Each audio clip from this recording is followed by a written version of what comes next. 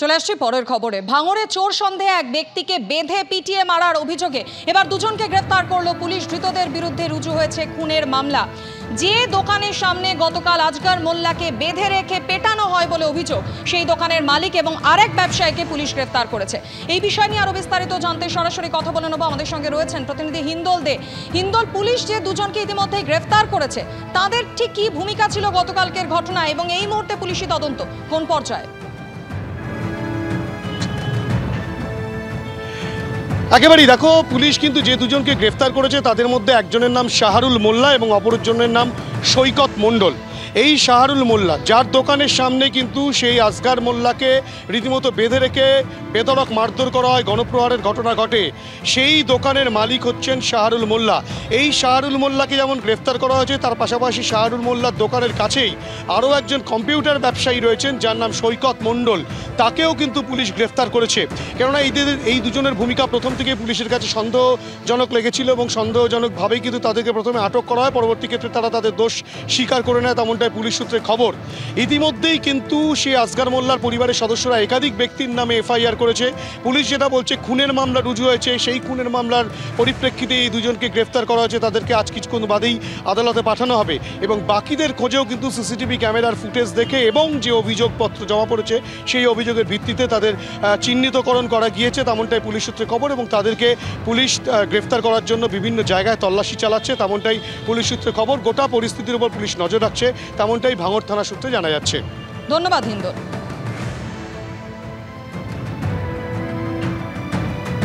CID চেয়েছে, সেই কারণে কলকাতায় তিনি এসেছেন, কিন্তু কলকাতায় তাকে বেশি দিন রাখা যাবে না। শহরে আনার আগের দিন ফোন করে একথা বলেন বিহারের গ্যাংস্টার সুবোধ সিং। চাঞ্চল্যকর এই দাবি বিটি রোডের আক্রান্ত ব্যবসায়ী অজয় মণ্ডলের।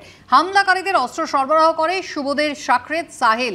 বিহার থেকে অস্ত্র এবং বাইকে এনে হাত বদল হয় হাওড়ার হোটেলে, এমনটাই দাবি করল সিআইডি।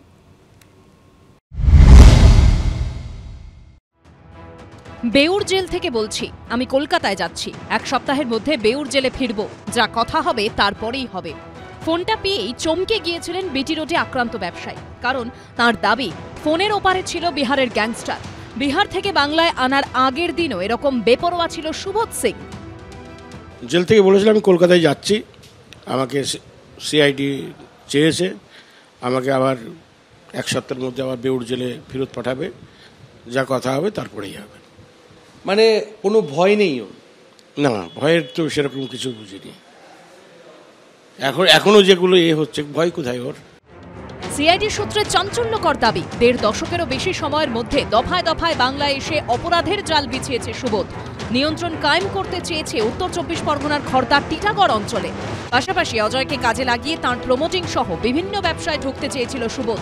ভয় দেখিয়ে ব্যবসায় নিয়ন্ত্রণে রাখতে চেয়েছিল বিহারের গ্যাংস্টার।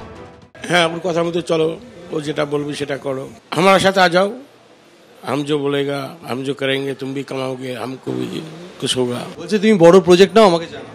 हाँ, अभी हम कलकत्ता जाएंगे, कलकत्ता से जब आएंगे तब बात करेंगे। গত ১৫ই জুন দুপুরে জনবহুল বিটি রোডে ব্যবসায়ী অজয় মণ্ডলের গাড়ি ধাওয়া করে এলোপাথারি গুলি চালায় দুষ্কৃতীরা। পরের দিন ব্যবসায়ী দাবি করেন বিহার থেকে তাঁকে ফোন করে হুমকি দিচ্ছে গ্যাংস্টার সুবোধ সিং। এর দুদিন পর ব্যারাকপুরের আরও এক ব্যবসায়ী তাপস ভকতকে হুমকি ফোনের অভিযোগ সামনে আসে। সিআইডি সূত্রে খবর, বিহারে জেলে বসে অজয় মণ্ডলের ওপর হামলার ছক কষে সুবোধ।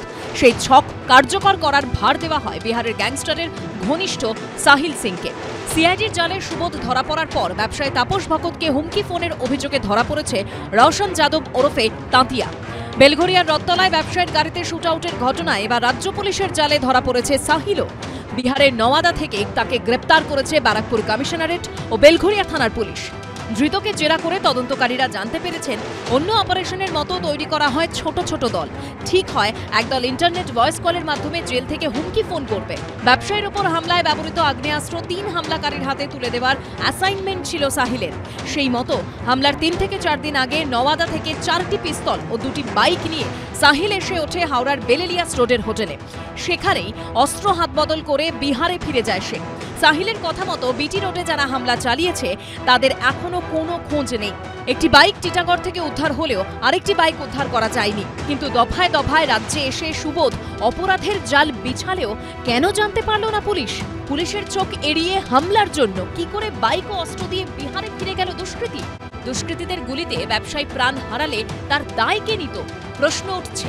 এই প্রেক্ষিতে পুলিশের গাফিলতির দিকে আঙুল তুলেছেন ব্যারাকপুর পুরসভার চেয়ারম্যানও। কোথাও মিস্টেক আছে, কোথাও তার নেগলিজেন্সি আছে, অবশ্যই সেরকম আছে, তা না হলে এরকম হবে কেন? সত্যি প্রত্যেকের একটা আতঙ্কের বিষয়, সেটা অবশ্যই সবটাই পুলিশ জেনেছে এবং সিআইডিও সব জেনেছে। এদের তো এক একটা ক্যারেক্টার, যেটাই হচ্ছে মূল ব্যবসা, জেলটা কোনো ব্যাপার না, সেটা প্রশাসনকে খুব কঠোরভাবে তার ব্যবস্থা নিতে হবে।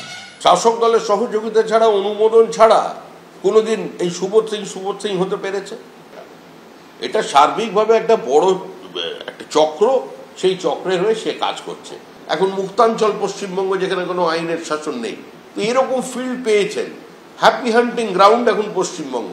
সমস্ত দুষ্কৃতী আজকে বিহারের রাত পেয়েছেন, কালকে উত্তরপ্রদেশ থেকে আসবে।